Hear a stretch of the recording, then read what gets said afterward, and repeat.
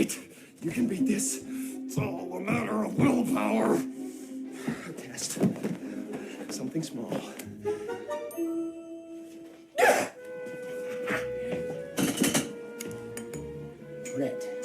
Red. All right? Now focus. The color of this pen is the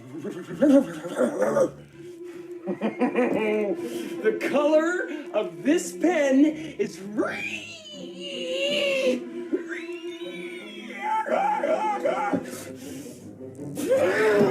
color of the pen that I hold in my hand is royal blue. One lie and I can't say it. Liar, liar imagined an attorney who could only tell the truth for an entire day.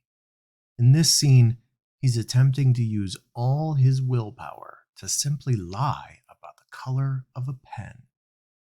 This 1997 Jim Carrey film makes us wonder, what if marketers had to do the same? Nick Glimsdahl, host of Press 1 for Nick and director of Contact Center Solutions at VDS, thinks they would tell a very different story. This week, he joins me on Next in Queue and we discuss the state of customer service today, how organizational measures get in the way of being customer focused, why customer sentiment is degrading despite constant feedback, how to ask better questions, a strategy for personal improvement borrowed from the contact center, the best and worst use cases for AI and contact centers, why technology needs to match your mission, vision, and values, and the most impactful interview Nick ever conducted. Let's get to it.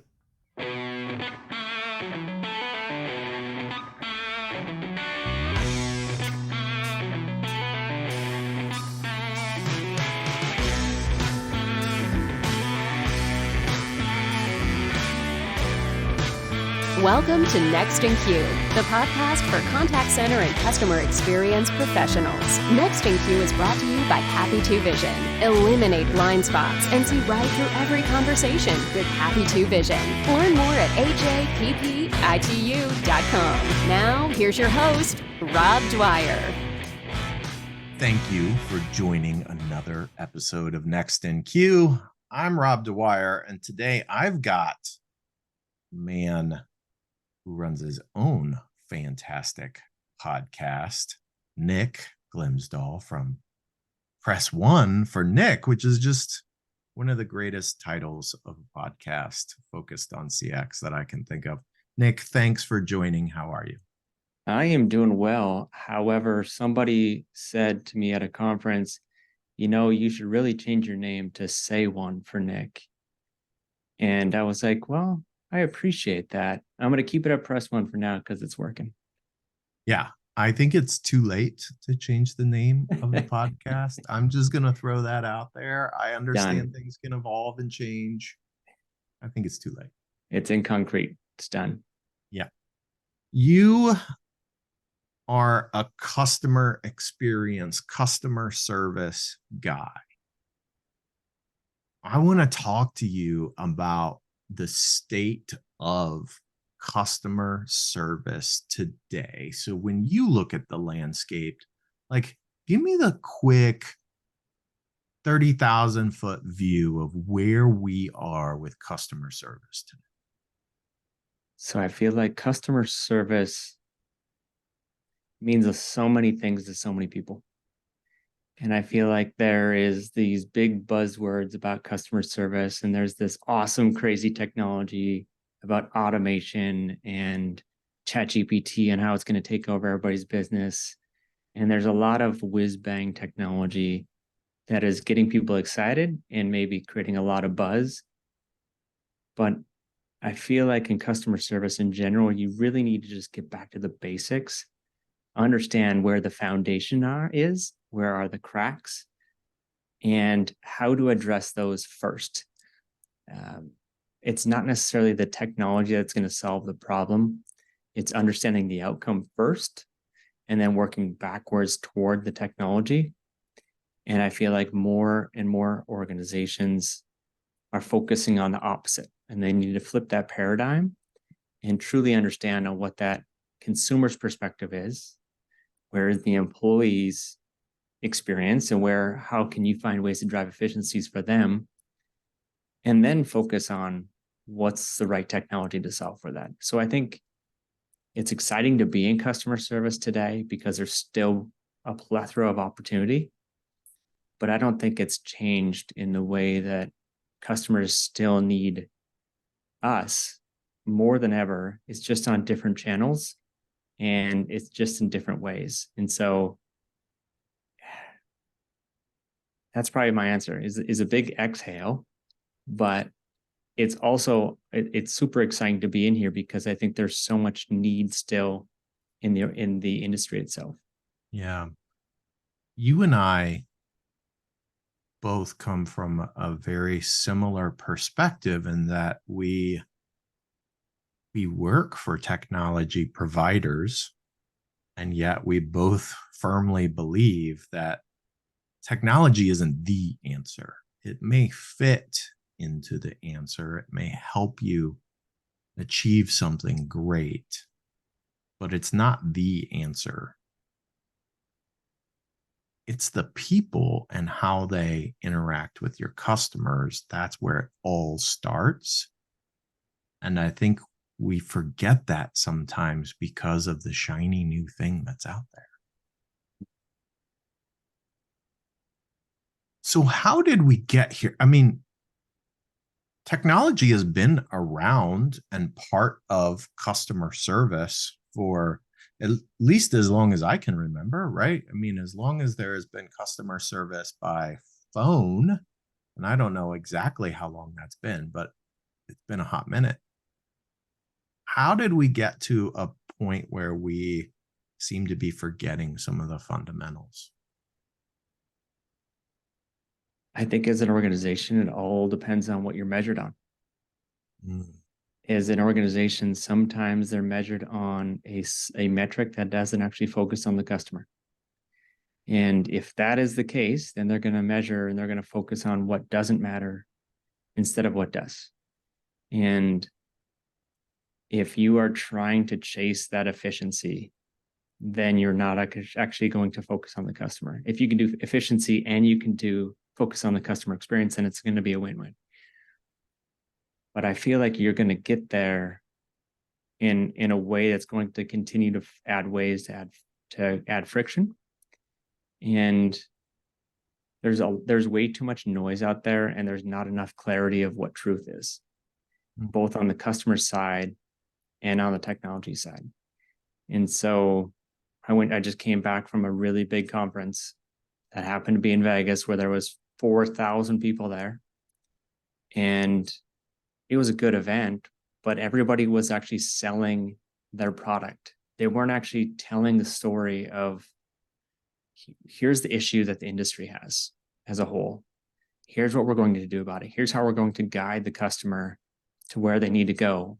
And here's the steps that we're going to take. Or when it comes to technology, how do you guide that company to understand where they're at today? What really good questions can we help identify that they can know what they know? Because most organizations, they come to a technology and they say, here's what my personal understanding of this. Here's my perspective of this issue and how I can solve it with this technology. Instead of saying, here's a checklist of things that you should be talking about and questions you should be asking these manufacturers so that they can't hide behind their marketeering in saying, we have the best in business. Check out our Magic Quadrant. Our partnership is amazing. Our value-added resellers are the best. Our support's great. Check out our uptime. But if you look up behind that, the curtain a little bit, you notice that it's pretty messy, and they're not telling the whole truth.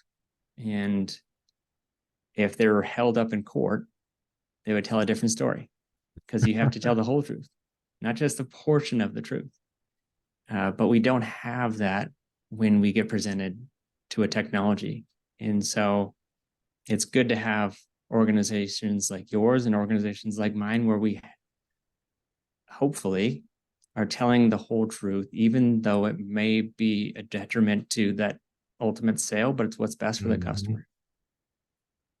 Yeah, and I think sometimes people think they have a particular problem, and that the reality is that's not the problem they need to solve for. There's something else that they need to solve for. It may be lower hanging fruit, or it might be way more complex. And they think, oh, this tool will solve the problem, but it won't, because the problem is way more complex than what that tool can possibly address. And you really need to look at something else or change some much more fundamental things that are going on in your organization. So you just went to this conference, CCW, for those that are not familiar with what you're talking about. It's one of the largest industry conferences. There's thousands of providers with all of these different things. The measurement may be a cause of going about things the wrong way. But aren't consumers, like the consumer sentiment seems to be worse and worse every year? How is it that we're missing out on providing great experiences when consumers are telling us your experience sucks all the time? Like, that happens all the time. The easiest answer is that they're not listening. Mm. And there's definitely plenty of listening posts that you can do inside the contact center. And it's truly understanding the customer journey. It's as simple as walking in the customer shoes, per se, where you're interacting with your organization on the channels that you have available.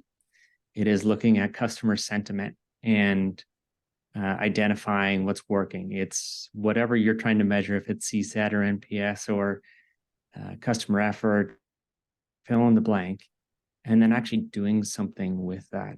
The contact center has an abundance of information. It's really dependent on what you're going to do about it. And if you have all this information and you kind of keep it hostage, and I call it the Heisman Award, right? You have this goodies of information, you keep it at arm's distance, and you're like, that's great and all. I'm not lifting my leg, I might fall over. And you lift that leg up and you give them the Heisman, but you're keeping all of these other departments at arm's distance when they're all seeking the same thing.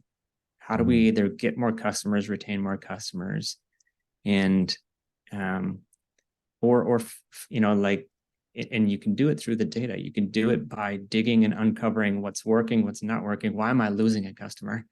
Well, it looks like when they were last on this interaction that they were frustrated because we didn't actually follow up, or we didn't pay out on this warranty, or like whatever XYZ is. And it's so easy to get stuck in the minutia of work, and so hard to actually ask the questions that are not being asked to get the answers that nobody else is getting. And we talked about this real quick right offline, it's important to ask better questions. And if you ask these fluff level 1 questions, then you're going to get fluff level 1 answers. And I think organizations need to do better at asking better questions to hopefully identifying and receiving better answers. I mean, if I'm running an organization at whatever level, right? Whether I'm a CEO, an executive, a director, maybe I'm just a manager. How do I know what questions to ask? How do I know my questions are not necessarily the right questions to get the answers that I need? So I would start by, what answers do you need? I wouldn't say, what questions do you have? I would ask, what questions, what answers do you need? What business objectives are you trying to solve for? And how have you collaborated with that internally across peers and across leaders in your organization? And then bounce those ideas once you receive what they're trying to accomplish as well. Then you bounce them by other industry leaders that are not in your space or people that are outside your industry and say, here's what I'm trying to accomplish. What would you do in this situation? Because it's so much easier to learn from other people's failures instead of failing and then learning from other people's failures. I would rather learn from others than have others learn from me, when hopefully I fail less in this life by learning from other people's failures. And if I can ask better questions because I'm asking people like, Rob, I'm in this situation, what would you do? Or what question should I be asking? I think, for one, the more questions you ask, the more people you talk to, and the better you actually listen, the better questions you're going to ask. And as a podcast host, you know this, that the more questions you are asking and the more times you're actually just sitting there and listening, active listening, and you go back and listen to an episode and you're like, you know what, I could have done that better, or I could have asked that question better. So now I'm going to do that here in the future. I think every single organization can do that. Not everybody, like a podcast host, can listen to tape. But if you think of sports, Division I athletes, every single day they're getting recorded in every step that if a football player is playing on the field in practice or in games, he's getting game tape. And he's trying to figure out what to do and what step to do and when to deke or juke or spin or turn or sprint to make themselves better in that exact moment. So when they come to that moment again, they're going to know exactly what to do because they have failed in the past. What if we just recorded everything so that we could go back? Because I don't think that, to your point, you and I are regularly recording podcasts, and as much as it may pain us, we listen to those podcasts and or watch those podcasts again, probably in the course of editing. But I don't know that people do that when they have meetings with peers or colleagues. Do you think there's a benefit to, number one, recording those, and then number two, setting aside time to go back to review those recordings and look at, how did I perform during that? What questions did I ask? Yeah, I definitely, I mean, you think of going back to the contact center, is if all interactions are being recorded, you have the opportunity to go back and listen to any interaction. Hopefully there's a QA or QM person that's helping the organization and listening or paying attention to the interactions. But as somebody who's on Zoom calls all day, I would highly encourage it. For one, it's important because you will learn about and improve. But if I go back and listen to my podcast episodes, the first 10 or 15, I highly recommend nobody goes back and listens to any of my top 15, 20 episodes, because there was a ton of ums and ahs and and the questions sucked. And I could have done a better job. And frankly, I was embarrassed kind of going back. But how long was I talking like that? How long was I asking superficial questions until I actually got really uncomfortable and looked myself in the mirror, actually the Zoom mirror, and said, you know what, I'm going to make a change, and this is going to be uncomfortable for a little bit. But if I can make incremental changes, I'm going to make a big difference in the next 3 to 5 years. Do you think that's a big hindrance to just overall performance of people who aren't in very specific professions, that they are not reviewing that? They're not actually reviewing their performance the way it happens. They're looking at results, aren't they? If it's not being recorded, they're looking at it from their lens. Mm-hmm. From them looking out, they're not looking at the outside looking back in, and you're making a uneducated guess of how that meeting went if you don't look at it from the other lens. Yeah. And as that meeting is happening and you're going back to seeing that recording, you're looking at it from the other person's perspective. I think there's a ton of value in that. Yeah, I do too. It is, you mentioned, right, game tape, game film. In athletics, people have been using game film to study and to improve, to analyze technique of themselves for decades. That is not a new thing. That's been going on as long as they were able to gather that film and then review it. In the contact center, we've been doing that on phone calls also for decades.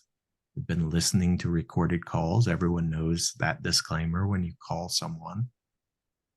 But outside of television or radio, I can't think of very many other industries where people are actually recording themselves performing in their role and then going back and reviewing that, maybe with a coach, someone to help them identify areas of improvement or what they're doing well, quite honestly.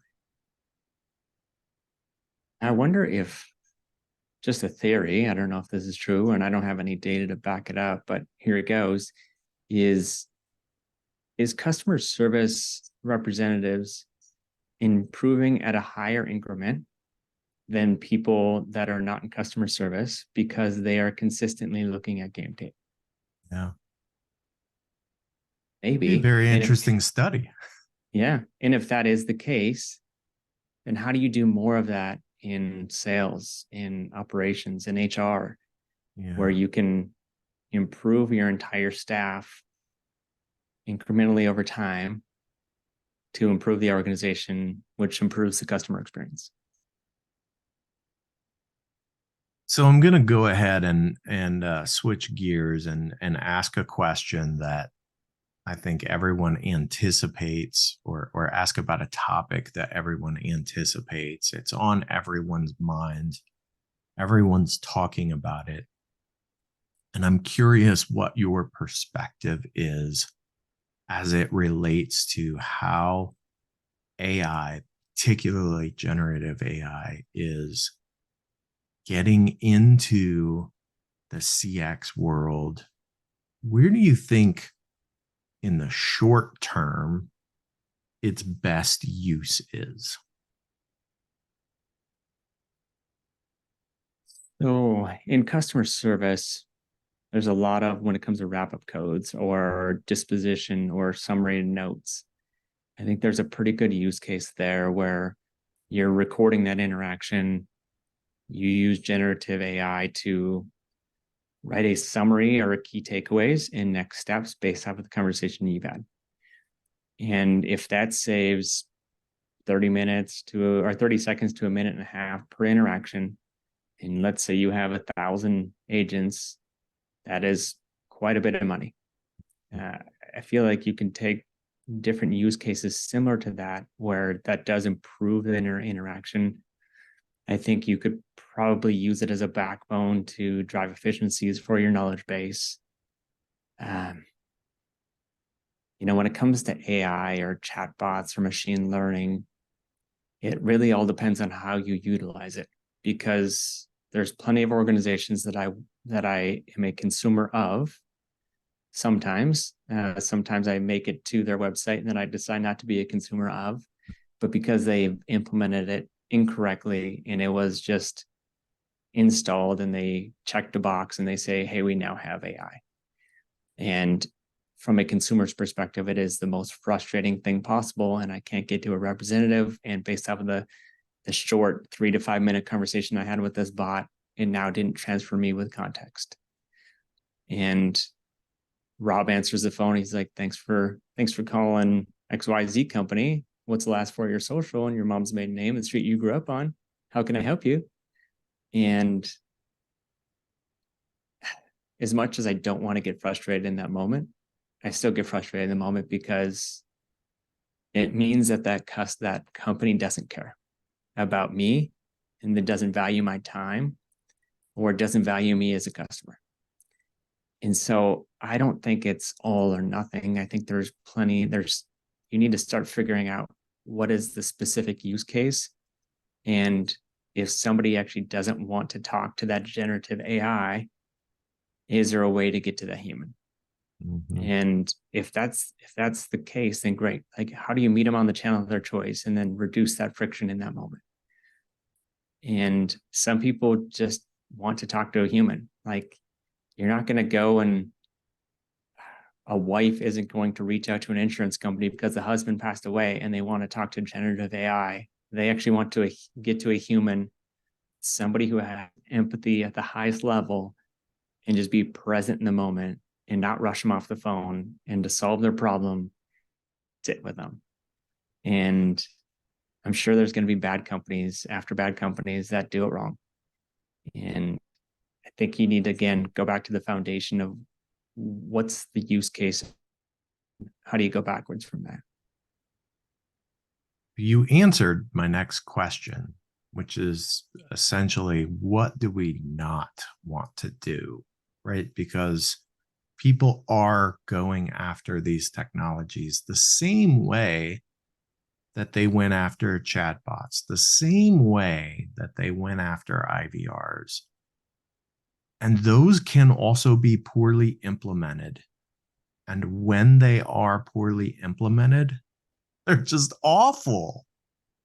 And we are both on the same page. Like, brands have to be intentional about what they're going to do with this, because the bad implementations are bad. They are really bad, and they will frustrate customers. They will turn customers away.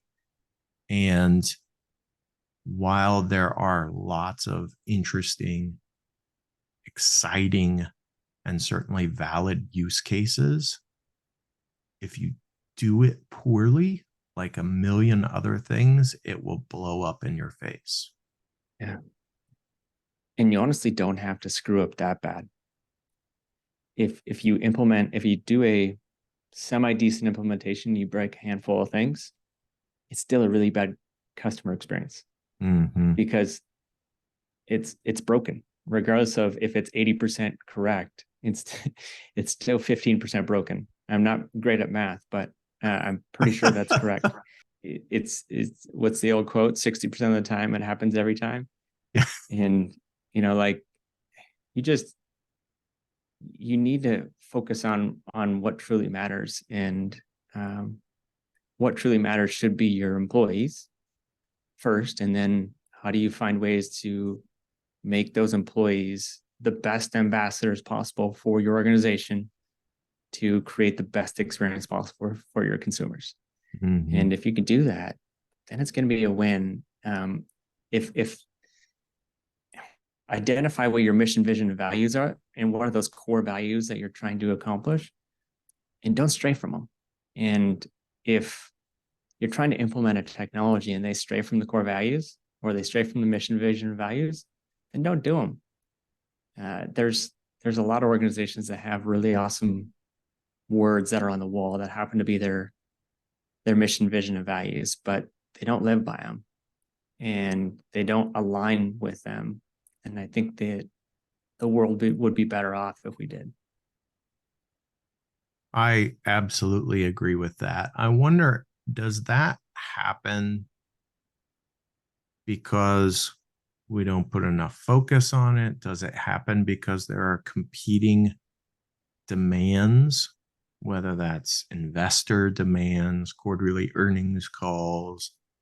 Does it happen because we scale up and we lose contact with the people that really kind of laid out that vision? What do you think the biggest reason is that companies end up straying from that, if they've established it at all? I think you answered your question. I think the answer is yes. The I think organizations tend to run, they have this great vision about what they want to be when they grow up. And then they grow up and they're running at 300 miles an hour. And it's this Formula One car that's ripping around the track.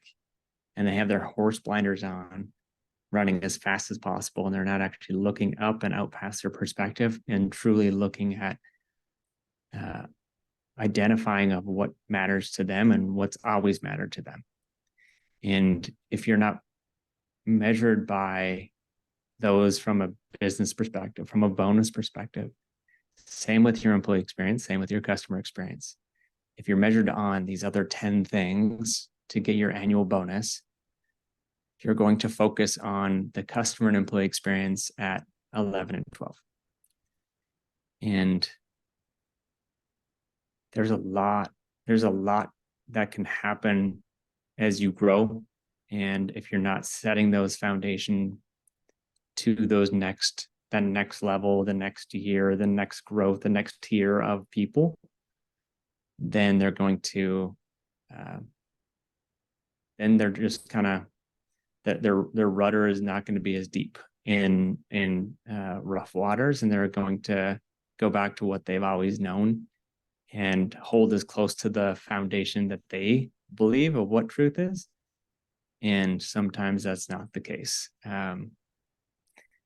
Horrible analogy, but I'm going to say it anyways. There was the story of these monkeys that were in this cage, and every time that they climbed this tree, and bananas were at the very top, and every time they climb the tree and they get close to the top, they get shocked. And one at a time, they kept trying to climb it and get shocked, kept trying to climb it, get shocked. And finally, they slowly started removing one monkey at a time and adding a new monkey.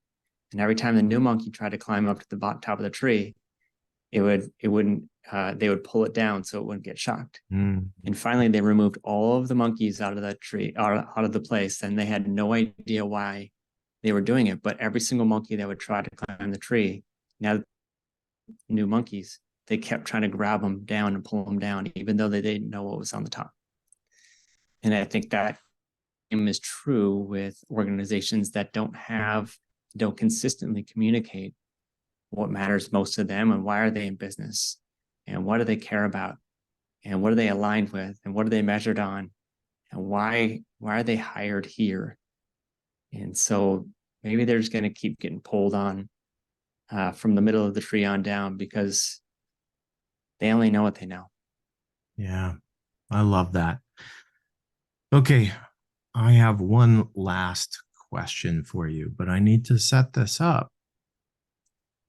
I had an opportunity to speak with you long before we've recorded this. And one of the things that I really appreciated was we talked about podcasting, and you shared a lot of insight with me, which I really, really appreciate.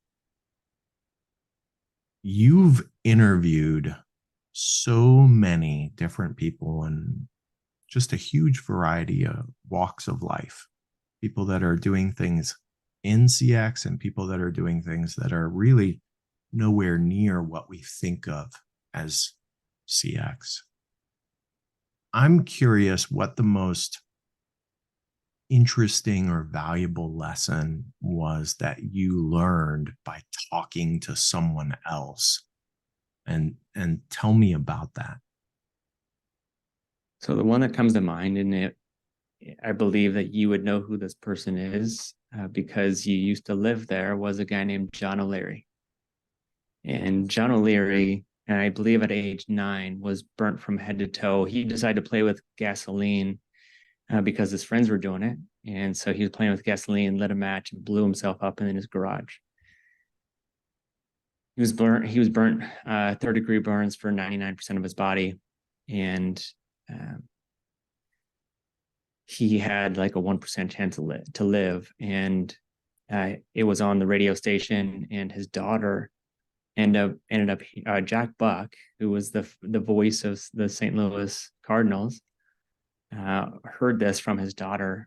And Jack Buck's motto is, "What more can I do?" That was his life motto. It's what more can I do? And he's like, you know what? I hear the story about this boy who's bandaged all up. You can barely see his face. He looks like a mummy. He can barely survive. He's like, you know what? I can go visit this guy. So the next morning after a fundraiser, he showed up and he helped this boy. And John O'Leary heard Jack Buck's voice. He's like, boy, in the deepest Jack Buck voice, he's like, you're going to get out of here. And when you do, we're going to have a day at the ballpark, a John O'Leary day at the ballpark. And so he could have just stopped there. He could have sat that in that moment, and John O'Leary would have been satisfied that one of his heroes in baseball, because he was a diehard Cardinals fan, showed up and said hi to him. And if he'd have survived, he would have always remembered that and told that story.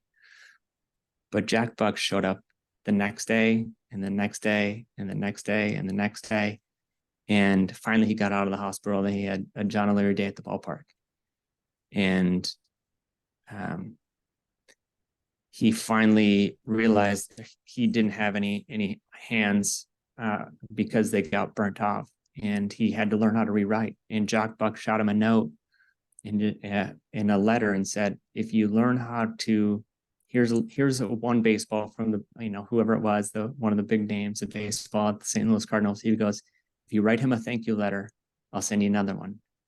And throughout the whole summer, he sent him 45 baseballs because he kept learning how to write. And John O'Leary is an inspiration to me because of not just what he's been through, but who he is as a human being, and what he's persevered through, and how his mindset is, he's just on fire for life. And his mission is to love the one in front of you.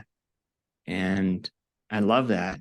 And I think we all need to maybe kind of bring it back to customer experience and employee experience. I think when a consumer is interacting with your organization, in most cases, they're bringing their whole life with them. It's not just, I have an issue with this insurance company. It's, my kid got a D in science and I'm struggling in my marriage, and whatever else life comes at you. If I were to use his life mission is like, how do we sit in that moment and still love on the one in front of me that happens to be my customer? And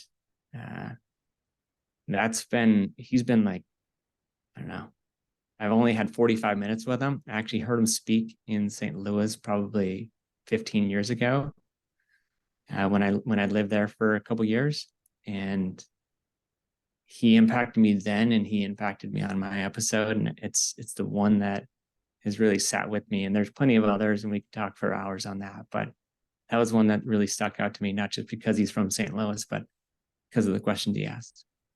Yeah, that's fabulous. I really appreciate you sharing that.